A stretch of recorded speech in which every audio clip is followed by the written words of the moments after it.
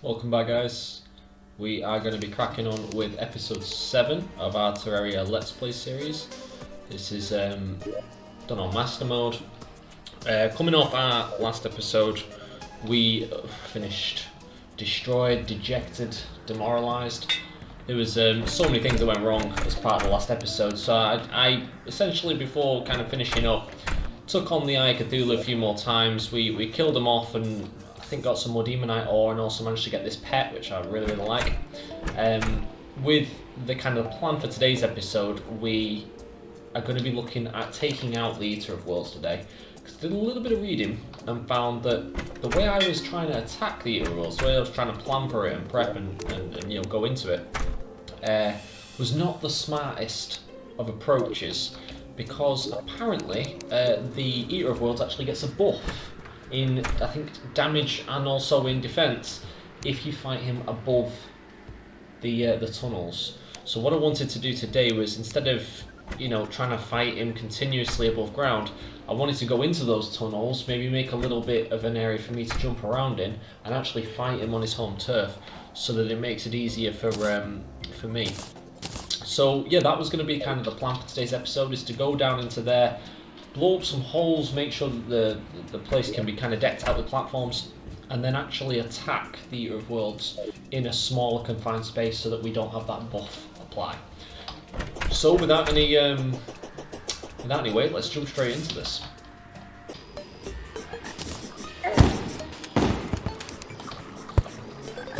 Okay. I mean, this isn't amazing, but we can work with it. We can make some holes going that way. And yeah, that'll open it up for us.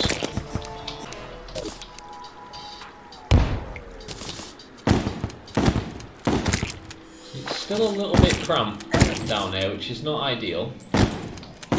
But we can work with it, like we said before. So we'll chuck a dynamite in there.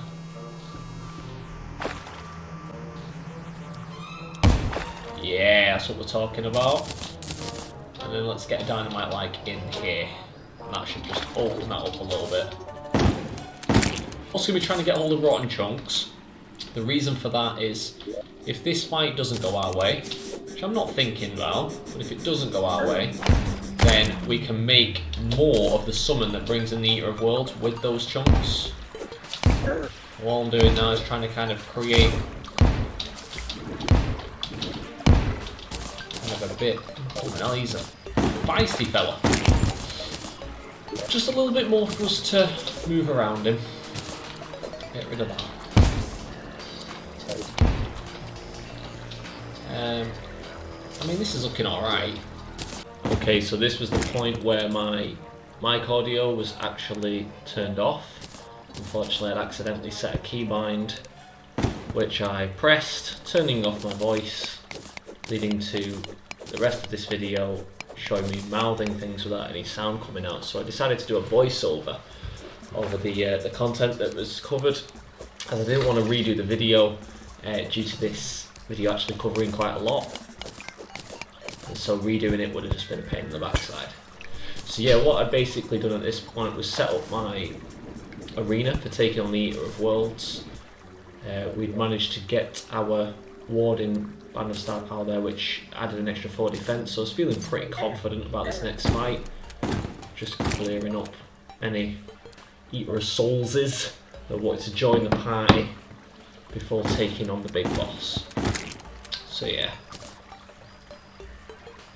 this final orb here was the one that was going to summon the Eater of Worlds, so I was just mentally preparing, making sure I got buffs on, and then off we go.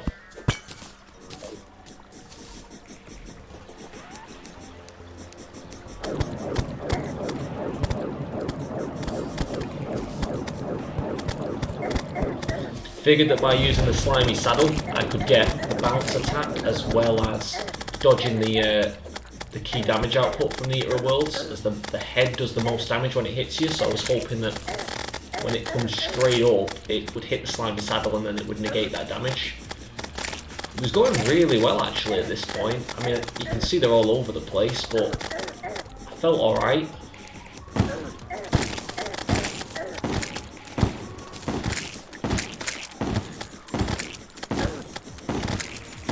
You can see that I'm starting to get further and further out of the tunnels. Downside to this was that, unfortunately, the Eater of Worlds does gain a vile spit buff, which of course does extra damage if you leave the tunnels, which I unfortunately did at that point. So that's where you can see the vile spit is now being shot at me. This was not good. As the difficulty jumped dramatically, and there was my death. Dropped 6 gold on that one, which wasn't great. Very demoralised from that because I felt like the fight was actually going really well. So close to winning that. So we went back home. We composed ourselves, we gathered our thoughts, and we got ready to go again.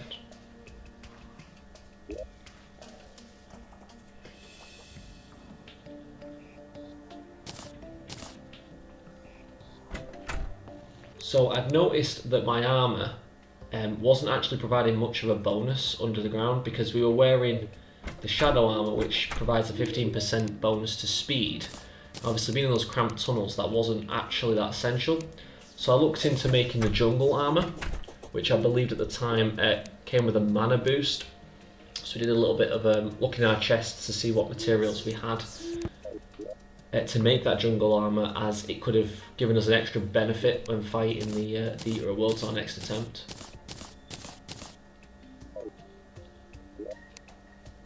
Now for the jungle armour, I believe all we needed was the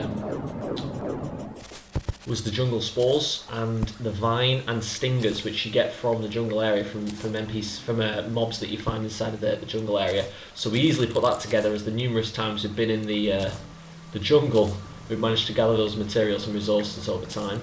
So we put that all together. As you can see on the right hand side, my armour set is now the jungle armour set, which provided us a bonus to our mana, and I think the critical attack damage of any magic weapons as well. Now this actually looks a lot smaller than the previous arena. The reason is that I'd gone back to the arena to see if we could find some more orbs to summon this creature, and unfortunately we'd exhausted all of the orbs in that area. So we had to go and look for some more. We came across this area which had 3 all in close proximity, so figured better to try and mine out the area and have a bash at taking them on here, because I felt a bit more confident with my new armour. Very similar to the beginning of the first battle. Felt like it was going well, and then I started bouncing up and up and up, trying to get that ball of hurt to kind of hit multiple segments of the worm, but things started to go south, as you can see, taking multiple hits now.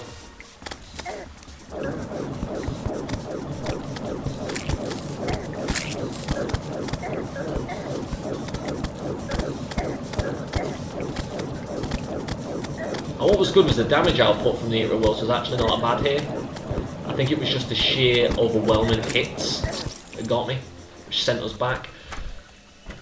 It was a bit of a mistake choosing to do the fight in that small proximity, even though that's where the orbs were. It probably would have been better to go to the overground and then try and get back to the previous tunnels, but I was kind of fresh off the last fight, thought I knew what I was doing, had the new armour, and wanted to just go straight at it.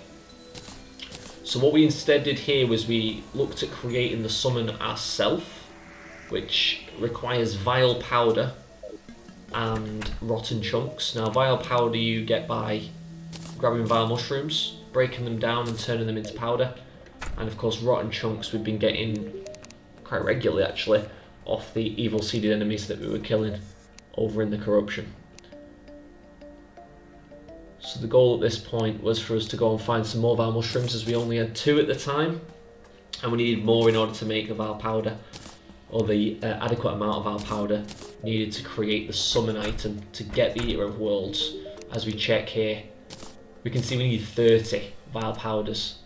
I think a mushroom provides you with 5, so we had 10 vile powders. So head over to the corruption on the left hand side, looking for these vile mushrooms. We collected 1 here, another 1 there.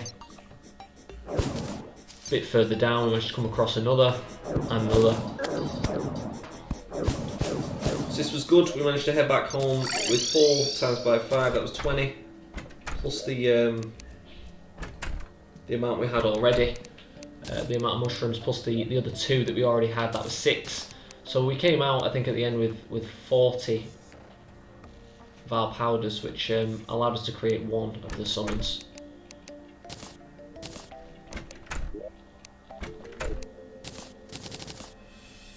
So with 40 of our powders and 37 rotten chunks, we had more than enough to create one of the summons needed. So this was now a case of heading back to the corruption, as in order to make the summon item we did need a demon altar, which you will see right here. Those altars on the left hand side are demon altars, and they're required to make certain summon items, including the one we needed.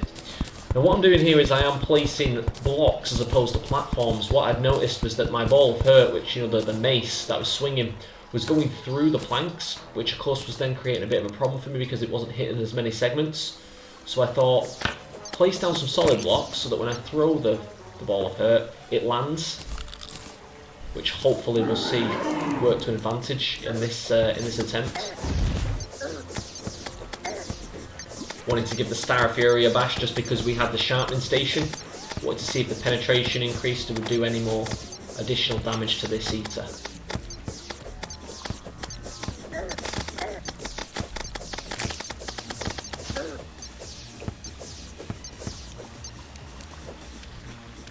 See, that was what we were looking for.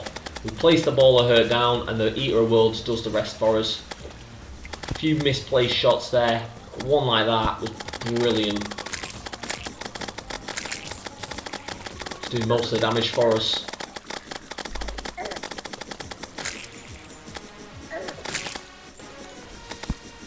Still had to do some dodging and diving here, as splitting the Eater up. There's a lot of guides that suggest not to split the Eater up, because the heads, once you've got more than one head all attacking you, it's just increasing the damage. But as you can see from here, I wasn't really concerned about which part of the worm I was hitting. It was just hit every single part. We resorted to getting the quad barrel shotgun and just laying a few shots into it.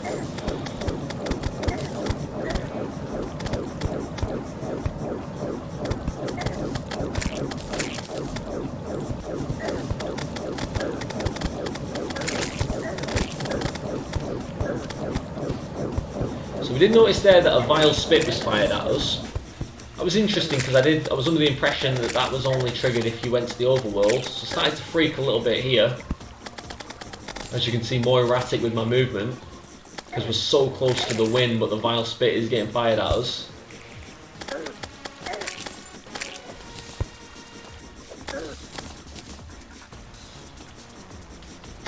What I was noticing was that the vile spit, when they were getting shot at us, because we were swinging the mace around, the mace was actually smashing the vile spit before it had a chance to hit us, so it was acting almost like a shield. Killing off the last few segments, all coming at different angles.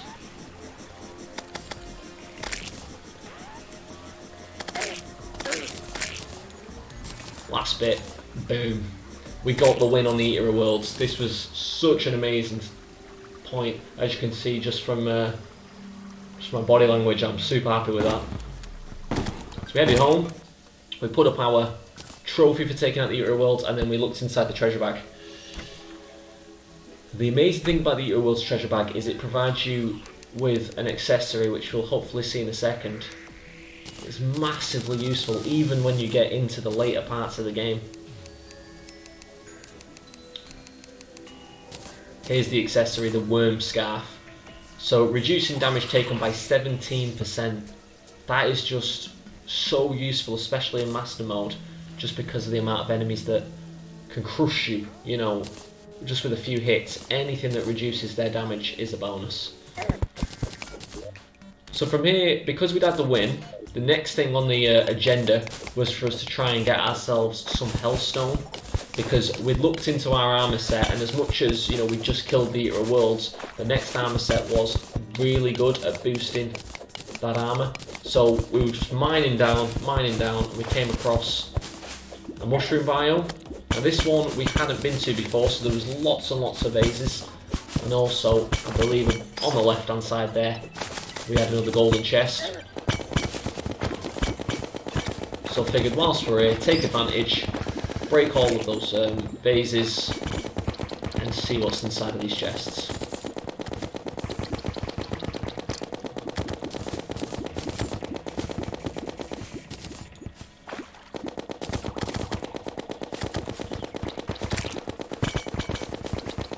Another pair of shoe spikes. Felt that we've been getting shoe spikes quite consistently in this playthrough.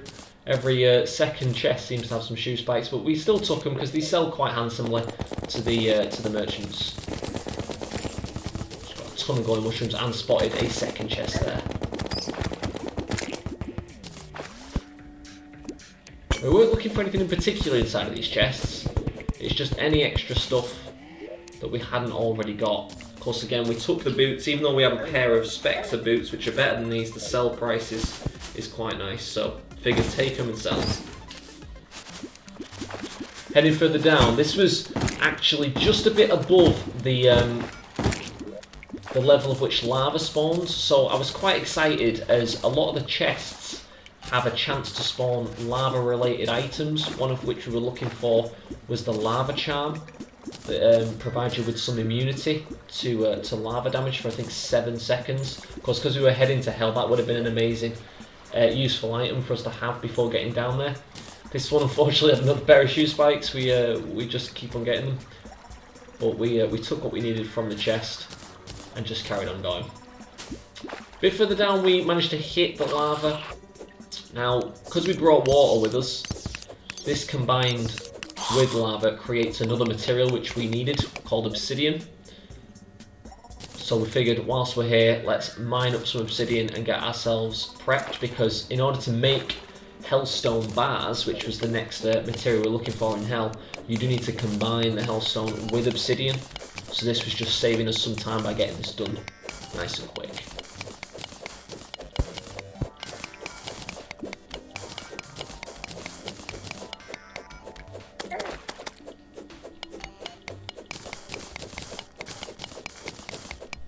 Quite nice mining within the water because the lava doesn't have a chance to burn you, as obviously for every block that you're mining it's then replaced by more water, keeping you safe from that lava damage.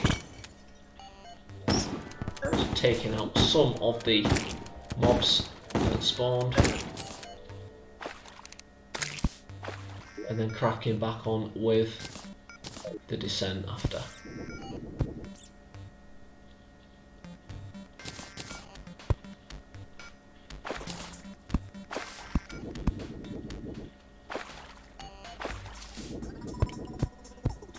So at this point we managed to come across a marble biome, as you can see on the left hand side.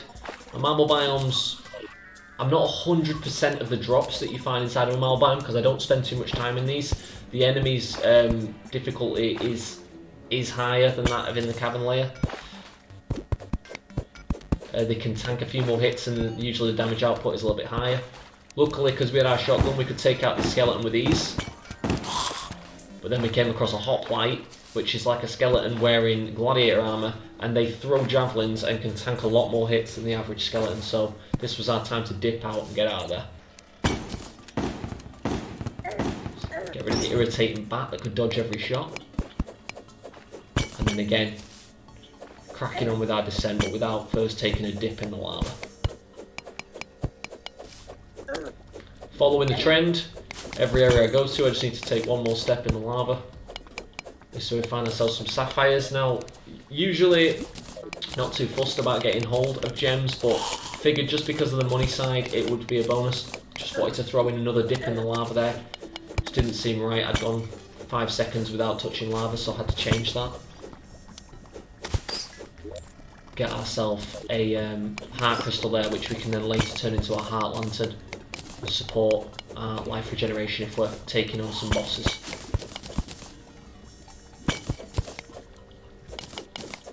So we kept going and we happened upon another pair of chests. Now I was really excited here because I was under the impression, due to us being surrounded by lava, that these had a really good chance of having some lava related items in them. Unfortunately it was just not meant to be. We ended up getting a band of regeneration and a few useful things, you know, Spelunker potion for spotting ores and some more gold. Did really want that lava charm at this point.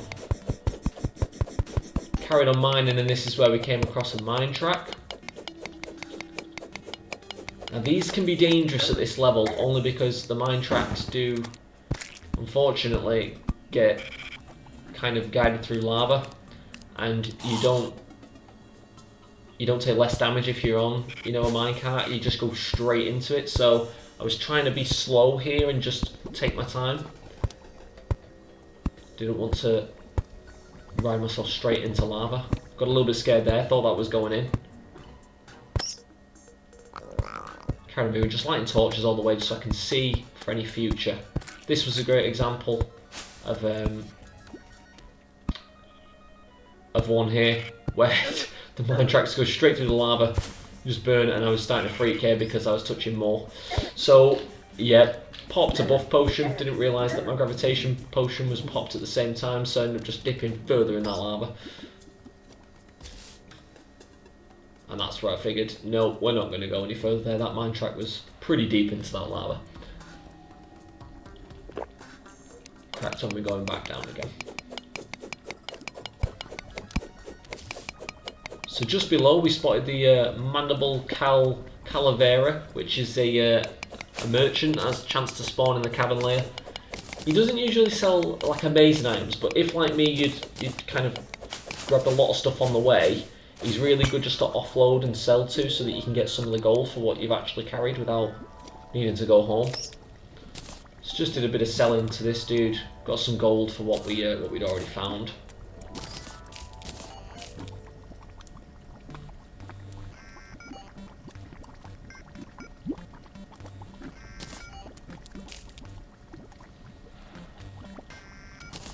Really struggling on what I needed to keep and what I needed to sell. Just thinking what is actually worth it at this point. But yeah, got rid of some of the key items and then cracked on with our journey. Came across silt, massive fan of silt, see it as gold dust in this game, so I took my time just to mine this out, get as much silt as I possibly could from this little section without doing the stuff on the right hand side that would have leaked lava all over my face. And then carried on digging until we reached Hell. Now this was a really good point for us because it took such a long time, we'd actually survived it down here. So the goal was for us to get Hellstone. But unfortunately Hellstone, as you can see, like on the right and the left, is surrounded by lava. So we wanted to smash some vases in order to find an obsidian skin potion, which we got almost instantly. This was just such a great thing as it allowed us to get cracking on the Hellstone mining straight away. Because with an obsidian skin potion you can literally go and swim in the lava without taking any damage.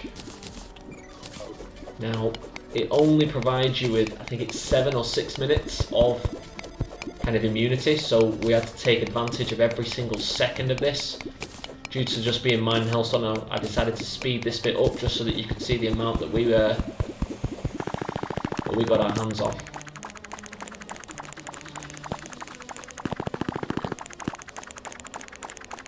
So I was aiming to get kind of between 200 and 300 of these Hellstones, as I wanted to get enough to make the armour and a weapon. Of course, the goal for us to begin with was to get our first summon weapon, which was the Imp Staff, and that was made just solely of Hellstone bars.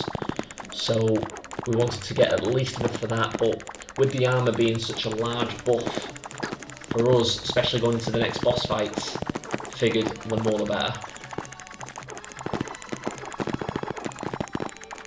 All the time checking the top left just to make sure that I wasn't going to run out of time and then drown / burn to death inside of the lava. Because those little imps were pains in the backside. The reason why they weren't doing any damage to me at that point was because I kept on turning around to hit the fireballs as they were shooting at me. I didn't want to waste any time getting into a fight because that was time then that I wasn't mining Hellstone. And of course, I needed that time.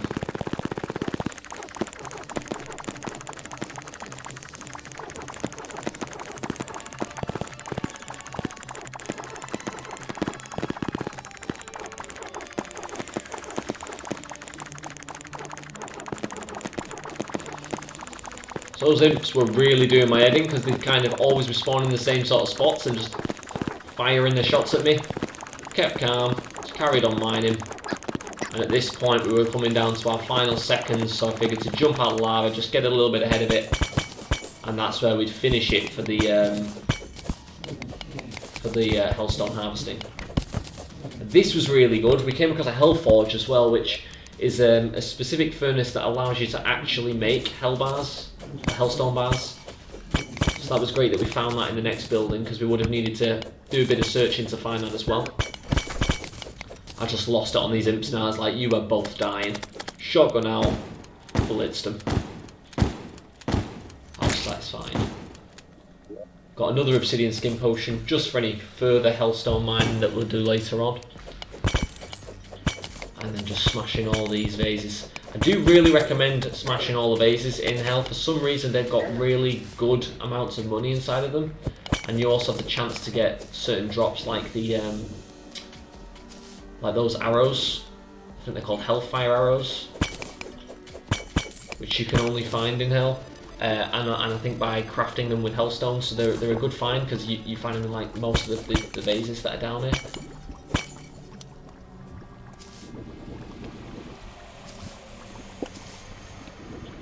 Now there is chests, and I was avoiding them on purpose, as these are called shadow chests, and they do require a shadow key to unlock them. A shadow key is what is found inside of the dungeon, which is currently guarded by Skeletron, the next boss that we will be taking on. So I was making a mental note of all of these chests, but wasn't actually able to get into them just yet.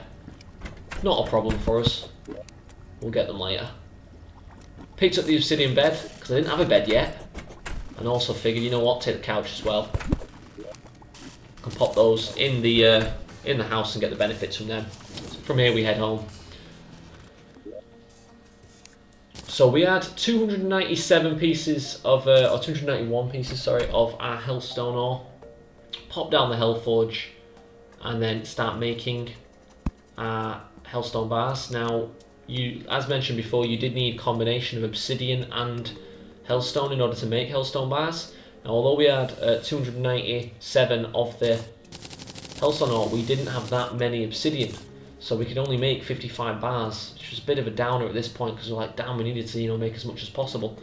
So I went over to the anvil to see what we could make. We could make the imp staff, which is what we were doing it for at the end of the day. We wanted our first summon weapon, so we created that, summoned him straight away. 18 imp damage, it doesn't sound like much, but when he's dealing with situations that you're not, it's just an additional bonus there.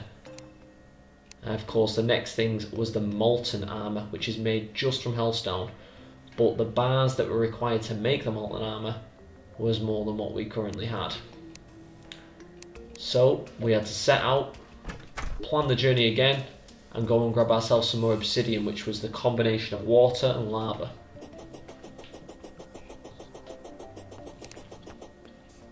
Head down, managed to get down without any troubles, as the imp staff was really helpful taking out some of the weaker enemies. I was just using my sword to take out some of the stronger.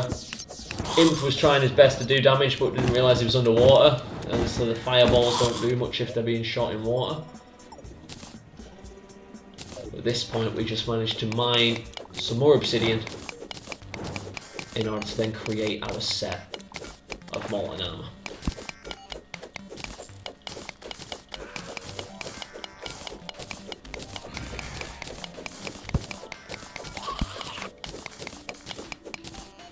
I wasn't really paying attention to my health at this point. I was like just minding away, thinking I was invincible, making sure I didn't drown, taking on the enemies as they came. Should have really been paying attention to my health. We popped a healing potion. And of course I checked the obsidian, I was like, you know what, just a little bit more obsidian, just need a tiny bit more, so I figured just get this bit here. And this is when stupidity kicked in, and boom, I was dead. Such a surprise, as my face dictates there, and I was like, damn it. So we head home, and I had a look at how much obsidian we had, and actually with the 49 that we collected, this, I believed at the time, was enough for us to make the armour. So we just crafted some more Hellstone bars, chucked them on top of the ones we already had, and then had a bash at making the armour.